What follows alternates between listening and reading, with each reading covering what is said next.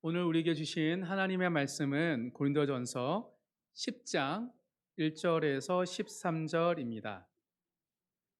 오늘 우리에게 주신 하나님의 말씀은 고린도전서 10장 1절에서 13절, 제가 한 절, 여러분이 한 절 함께 교독하도록 하겠습니다. 고린도전서 10장 1절에서 13절입니다. 제가 먼저 읽겠습니다. 형제들아, 나는 너희가 알지 못하기를 원하지 아니하노니 우리 조상들이 다 구름 아래에 있고 바다 가운데로 지나며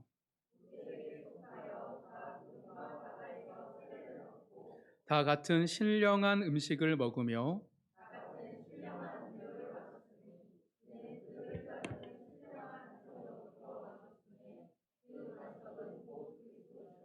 그러나 그들의 다수를 하나님이 기뻐하지 아니하셨으므로 그들이 광야에서 멸망을 받았느니라.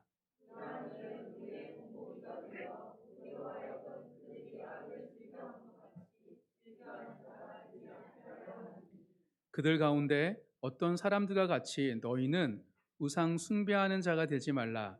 기록된 바 백성이 앉아서 먹고 마시며 일어나서 뛰논다 함과 같으니라.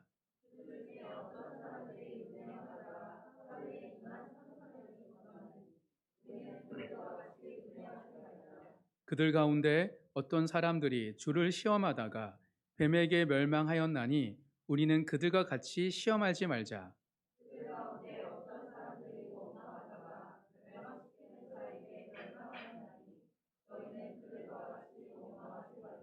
그들에게 일어난 이런 일은 본보기가 되고 또한 말세를 만난 우리를 깨우치기 위하여 기록되었느니라. 다 같이 읽겠습니다. 사람이 감당할 시험 밖에는 너희가 당한 것이 없나니 오직 하나님은 미쁘사 너희가 감당하지 못할 시험 당함을 허락하지 아니하시고 시험 당할 즈음에 또한 피할 길을 내사 너희로 능히 감당하게 하시느니라. 아멘.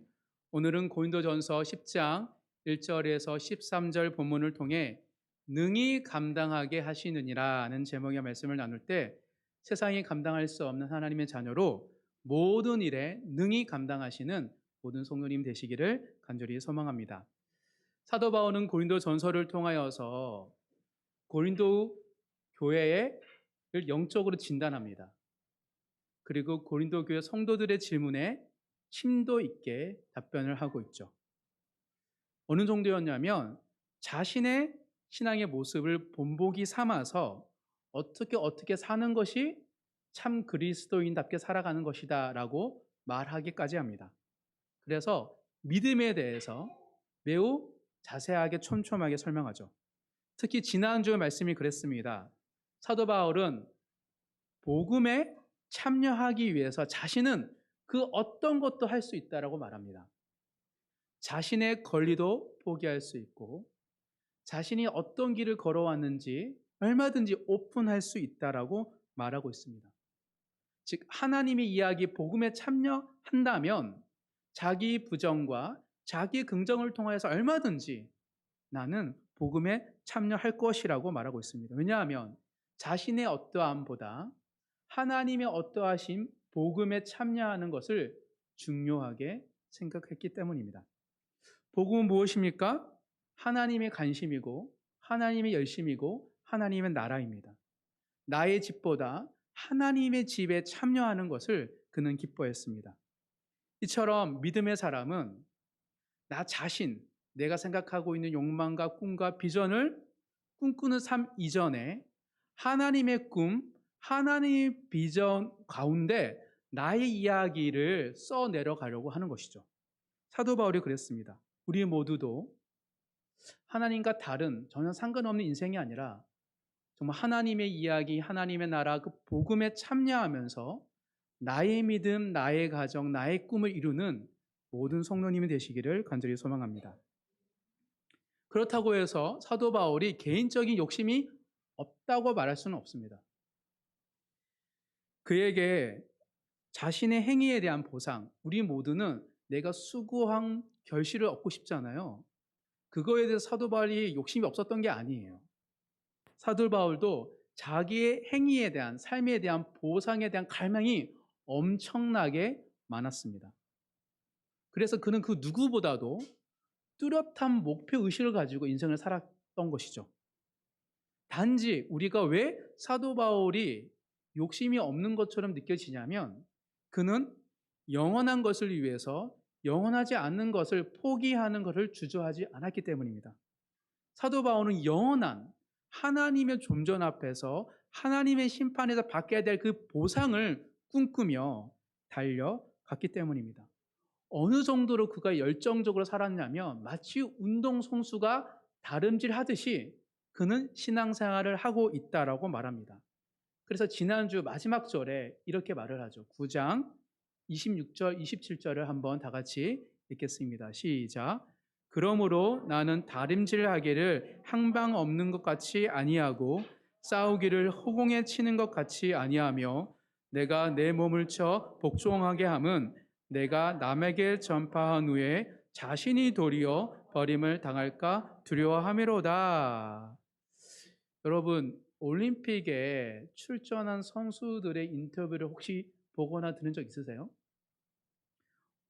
오늘 이 26절, 27절의 고백이 사실은 올림픽 출전을 앞둔 선수들의 고백과 마음가짐과 매우 유사합니다.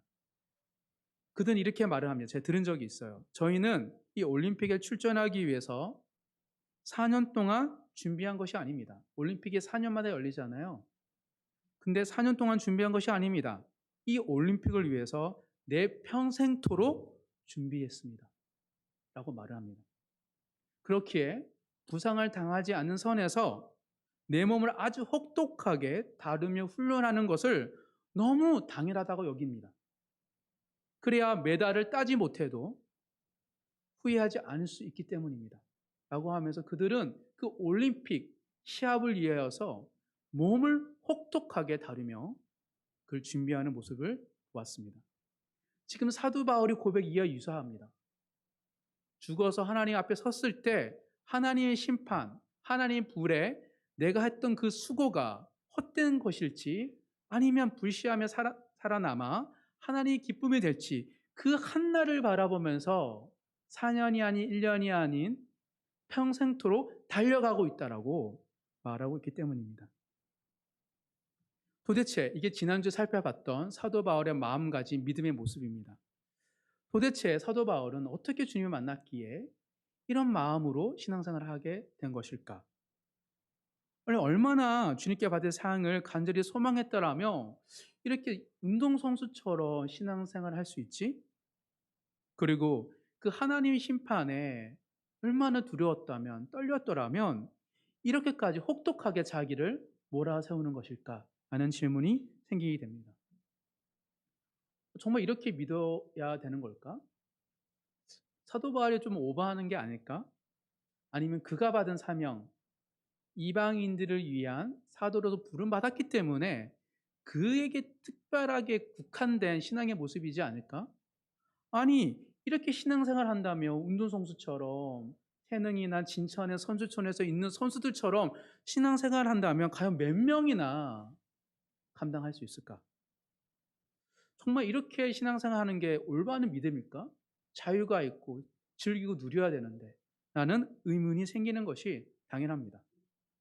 그래서 사도 바울도 자신의 삶에 대해서 고린도전서에 기록을 할 때 그걸 듣고 보게 될 성도들에게 이 성도들이 이런 질문을 가질 줄 알고 있었어요. 그래, 그런 의문이 들지.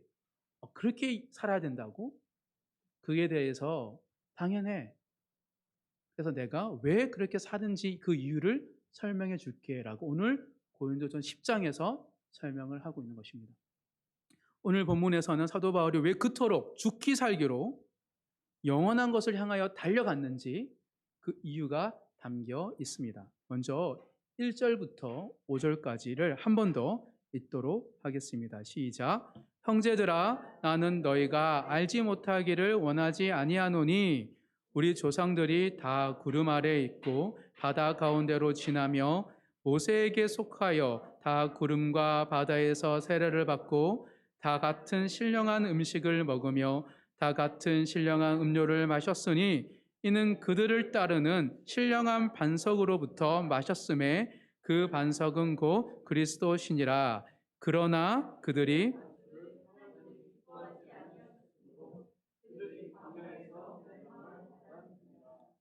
그 이유를 설명하기에 앞서서 사도 바울은 출애굽 당시의 이스라엘 백성들의 삶에 대해서 얘기하고 있습니다. 모세오경이죠.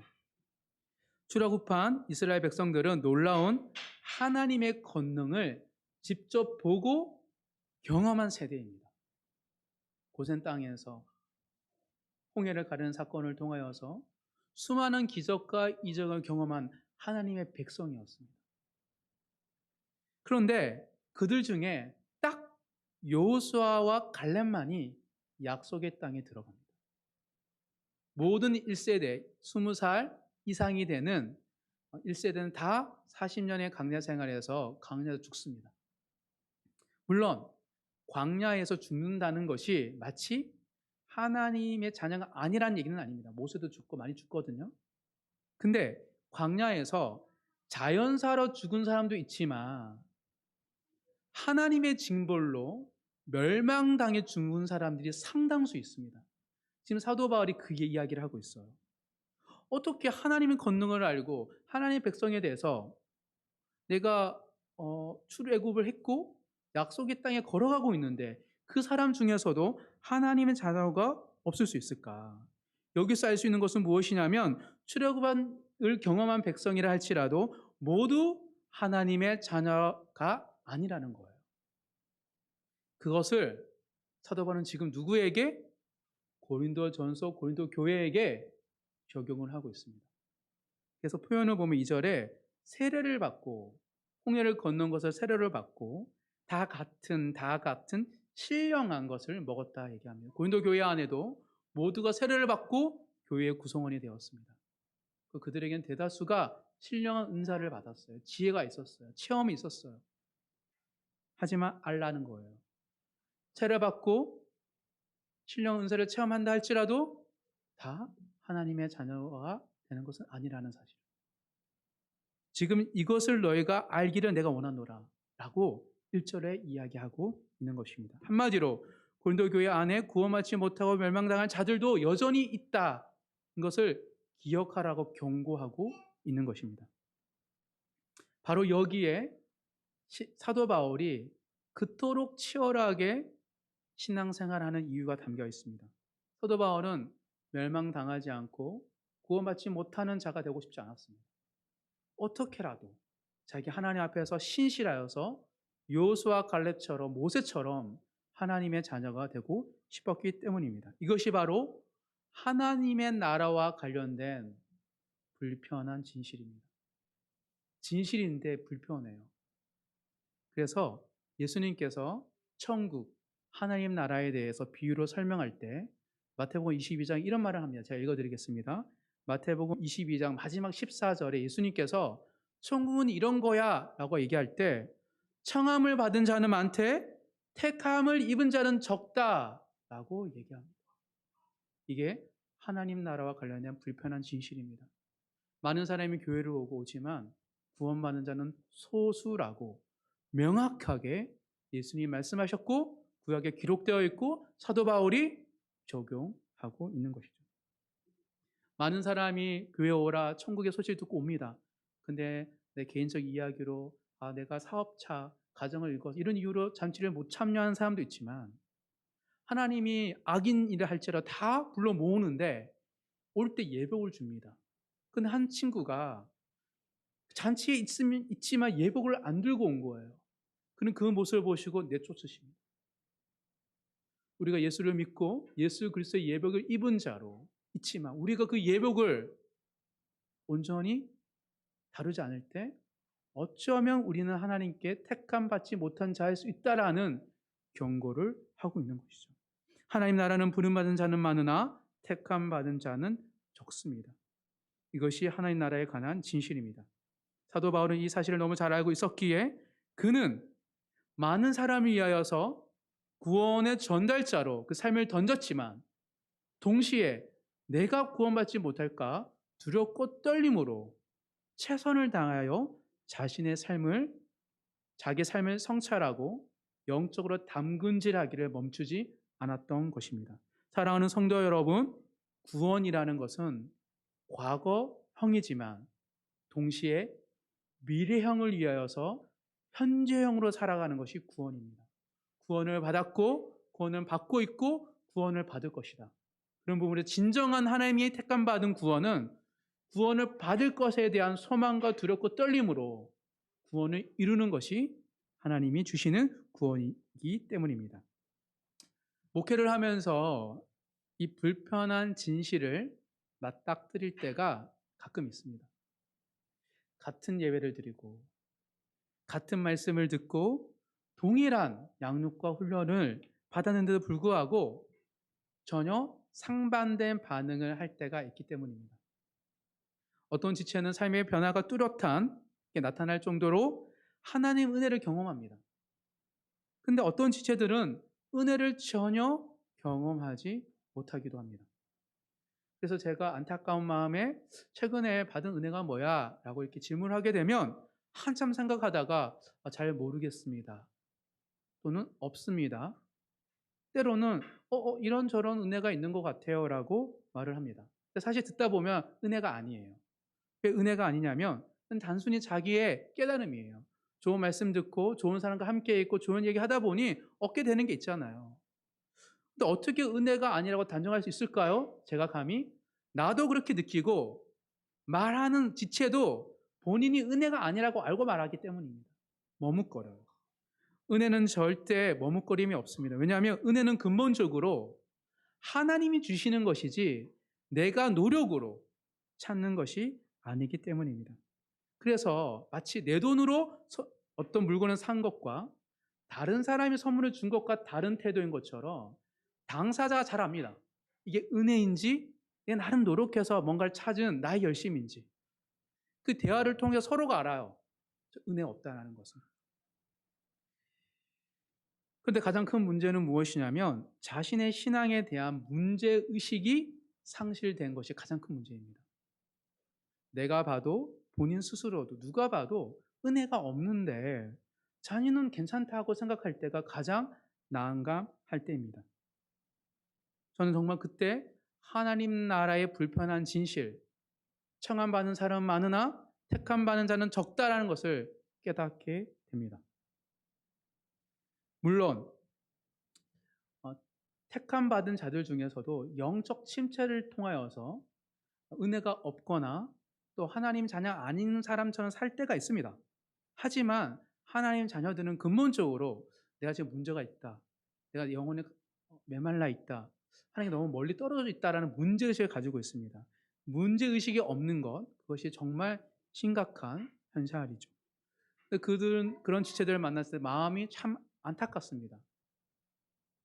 저를 만나서 질문도 없고 기도 제목도 없고 하나님에 대한 열심도 없고 하나님에 대한 궁금한 것도 없고 저도 말할 게 없을 때 점점점 한참 머뭇거릴 때가 간혹 있기 때문입니다. 사랑하는 성도 여러분, 저는 우리 모든 바르고 아름다운 교회 성도님들은 하나님께 청함받았을 뿐만 아니라 택함받은 하나님의 자녀임을 믿습니다. 그 하나님의 그 부르심 앞에 사도 바울이 보였던 열심처럼 사도 바울의 열심이 우리의 열심이 되어 하나님이 기뻐하시는 삶의 열매로 영광 올려드리는 모든 성도님 되시기를 간절히 소망합니다. 오늘 본문에서는 사도 바울은 그런 시선 속에서 고린도 교회를 보고 있어요. 그리고 그 고린도 교회 성도들에게 택함 받은 성도는 어떤 사람인지를 지금 드러내고 있습니다. 오늘 본문을 통해 제가 발견한 택함 받은 자의 특징 두 가지를 함께 나눌 때 우리 모두 자신의 신앙을 뒤돌아보며 더욱 온전한 성도로 살아가기를 결단하는 은혜의 말씀 되기를 간절히 소망합니다. 오늘 본문을 통해 사도 바울에게서 찾을 수 있는 택함 받은 자의 특징 두 가지. 첫 번째는 택함 받은 자는 성경을 통해 겸손을 배운다는 것입니다.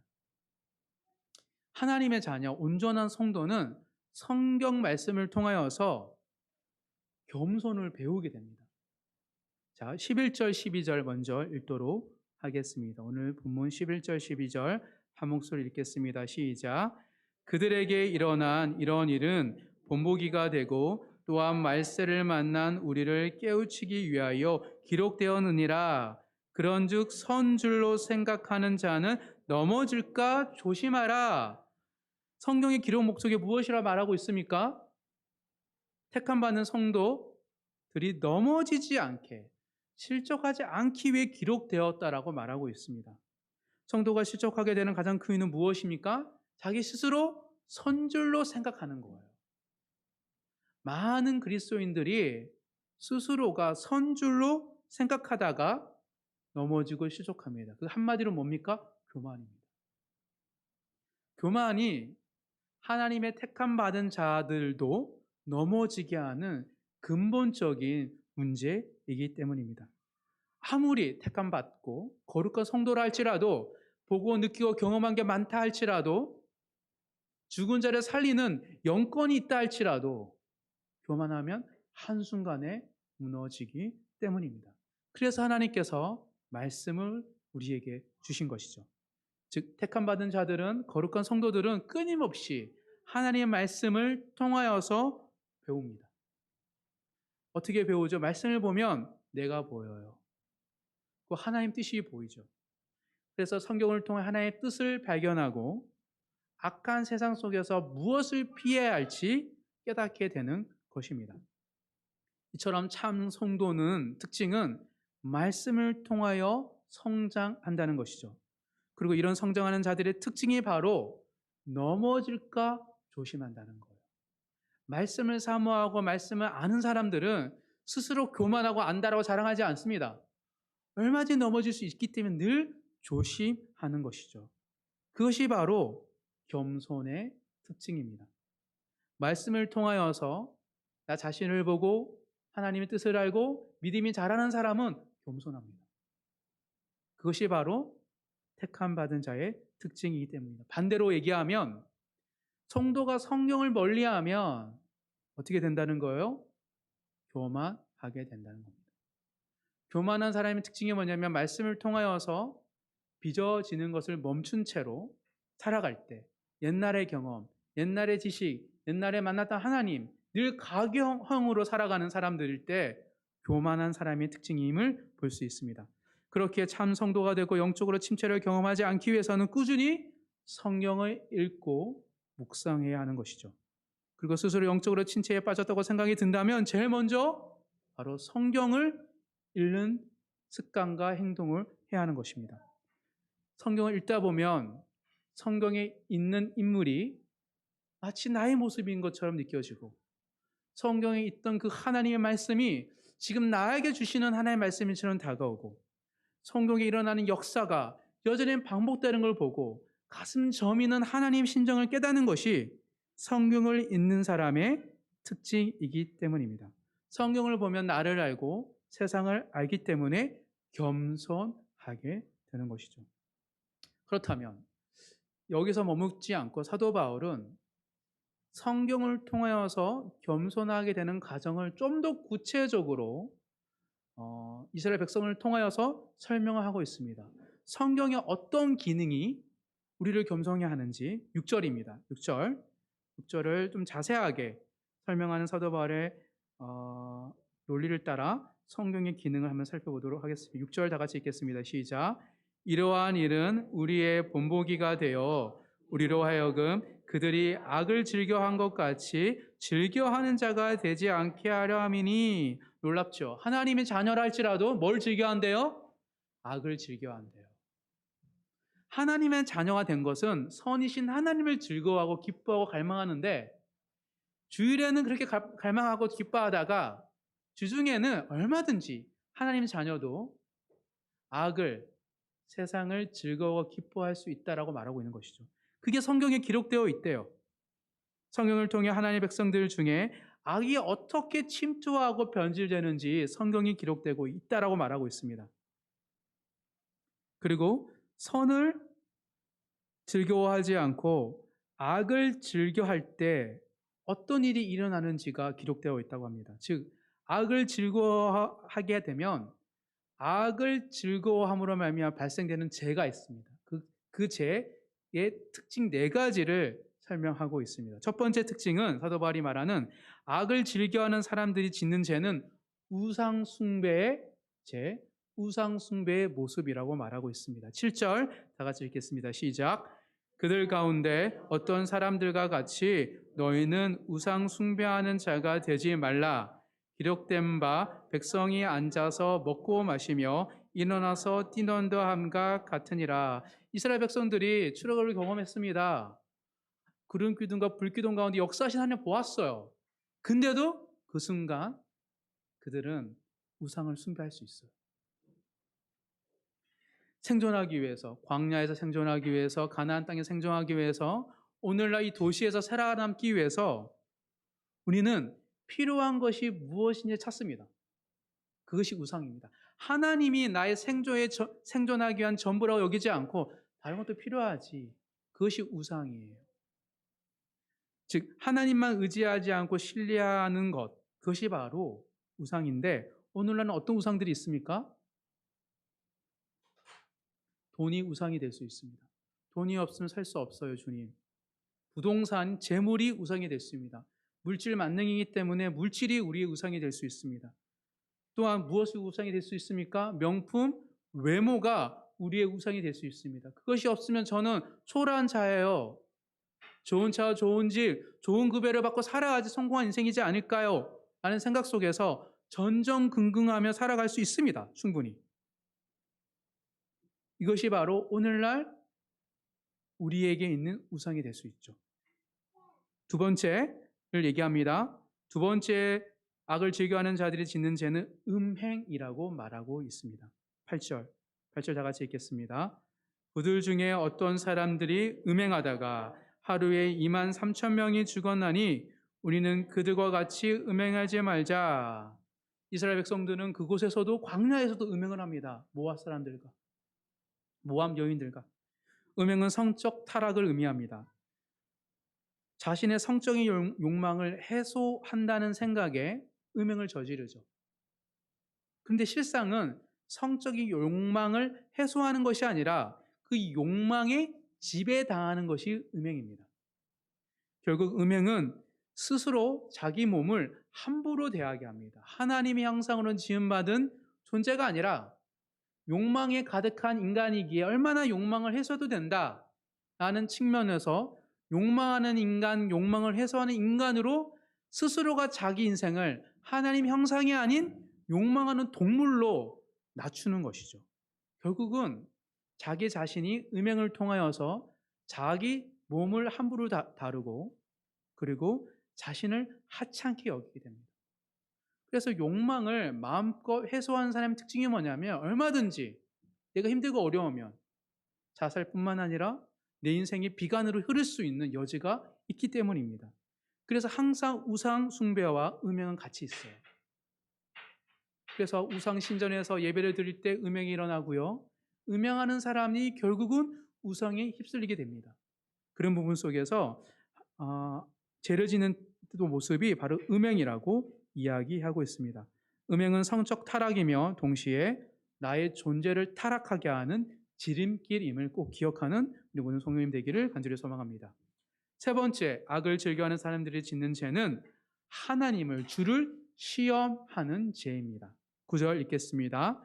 그들 가운데 어떤 사람들이 주를 시험하다가 뱀에게 멸망하였나니 우리는 그들과 같이 시험하지 말자.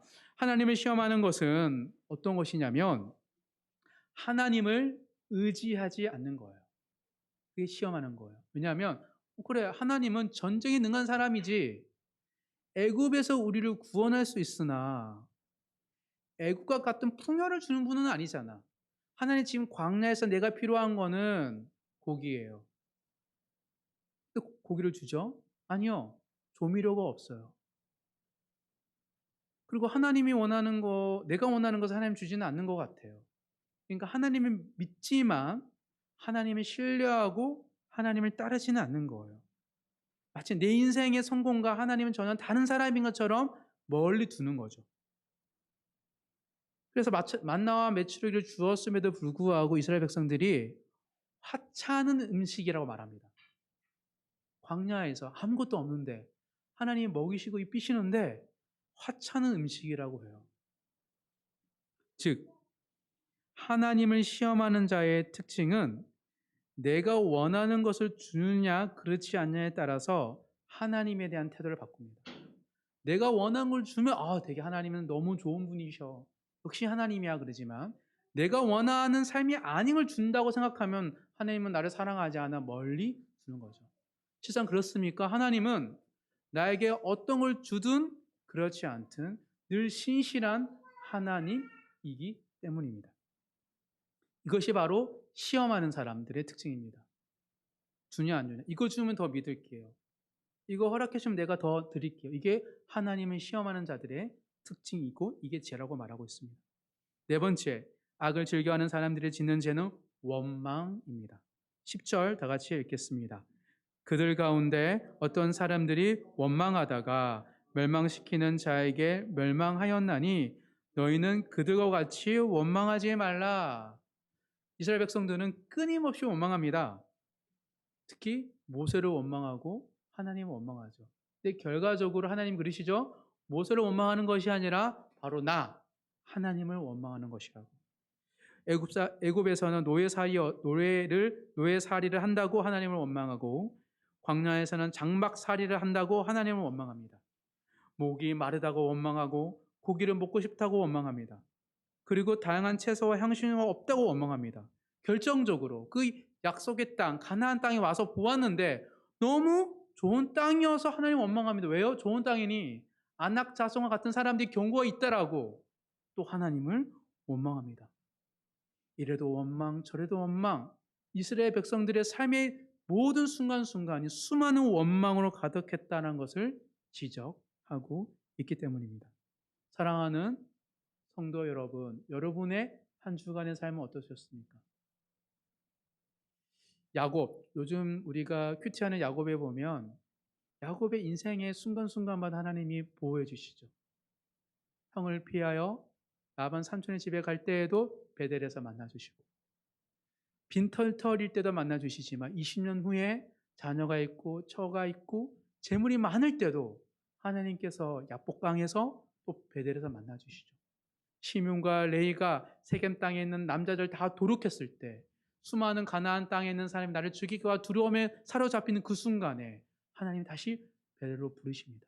근데 그때 그 부르심 앞에 서니까 뭘 깨닫습니까? 야곱이 내 집안에 우상 신상이 많다는 깨달아요. 그리고 기금속이 많다는 깨닫습니다. 그래서 상수리 나무 옆에 다 묻습니다. 즉 아무리 우리가 믿음의 길을 걸어가고 하나님의 자녀이지만 살다 보면 하나님만 의지하지 못하죠. 주위 사람들, 우상 신상들, 이 회사에서 지금에서 필요한 것이 이거라면 그걸 의지합니다. 적절히 활용한 것이 아니라 그것이 나의 전부인 것처럼 목매죠. 어느 순간부터 돈이, 재물이 우리를 견인하는 걸 느낄 때가 있습니다. 그것이 세상에서 살아가는 모습인데 그걸 다 묻고 떠나 베델로 올라가는 것입니다. 사랑하는 성도 여러분, 우리는 우상을 알게 모르게 섬길 수 있습니다. 말씀을 묵상할 때 그게 보여요. 야곱을 보고 보이고 하나님의 사람들을 보면 보이는데 그게 택함 받은 자들이 성경을 통해서 겸손해지는 모습입니다. 그 얘기가 나의 이야기고 그에게 말씀하신 것이 나에게 말씀하시는 것을 깨닫기 때문입니다. 우리의 우상을 제거하고 우리에게 음행을 제거하시고 우리 안에 하나님을 시험했던 모습들을 하나님 업신 여기셨던 것들을 제거하시고 늘 뭐든지 원망했던 우리 모습을 제거하시면서 하나님 앞에 정결해져가는 말씀을 통하여 겸손해져가는 모든 하나님의 자녀 되기를 간절히 소망합니다. 두 번째 특징입니다. 택함 받은 자는 첫 번째 특징은 성경을 통하여서 겸손을 배운다면 두 번째 특징은 시험을 통하여서 신실함을 배웁니다. 택함 받은 자 온전한 성도는 겸손을 배우고 신실함, 누구의 신실함? 하나님의 신실함, 하나님 믿으심을 배우게 되는 것이죠. 13절 마지막으로 13절 한번 읽도록 하겠습니다. 시작. 사람이 감당할 시험 밖에는 너희가 당할 것이 없나니 오직 하나님은 미쁘사 너희가 감당하지 못할 시험 당함을 허락하지 아니하시고 시험 당할 즈음에 또한 피할 길을 내사 너희로 능히 감당하게 하시느니라. 많은 그리스도인들이 착각하는 것 중에 하나가 바로 시험과 관련된 생각입니다. 세상에서 겪게 되는 어려움, 고난, 이게 시험이죠. 하나님 나라의 불편한 진실 중에 하나가 청함받은 사람은 많으나 택함받은 사람이 소수라는 것과 더불어 택함받은 자들의 삶이 시험이 없는 게 아니고요. 시험이 많습니다. 이게 불편한 진실이에요.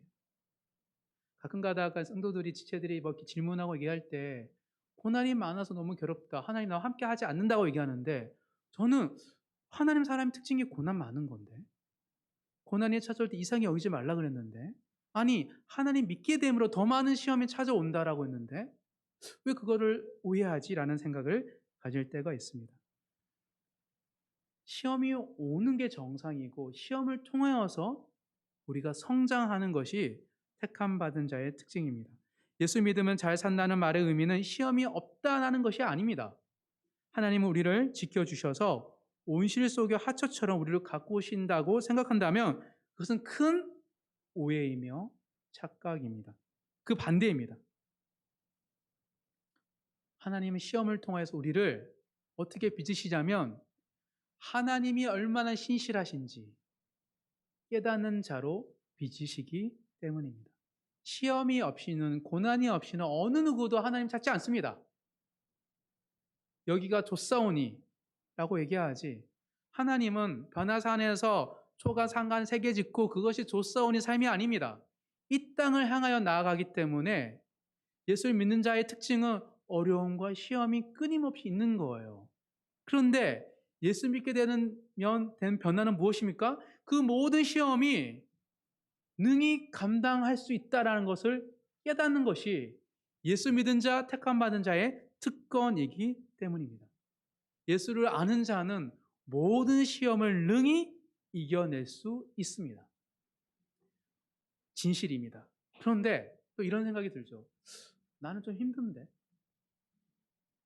지금 내가 겪고 있는 고난은 만만치 않은데? 나 택함 받지 않은 것인가? 나는 하나님이 청함만 받았지만 택감을 받지 못해서 난 이렇게 괴로운 걸까?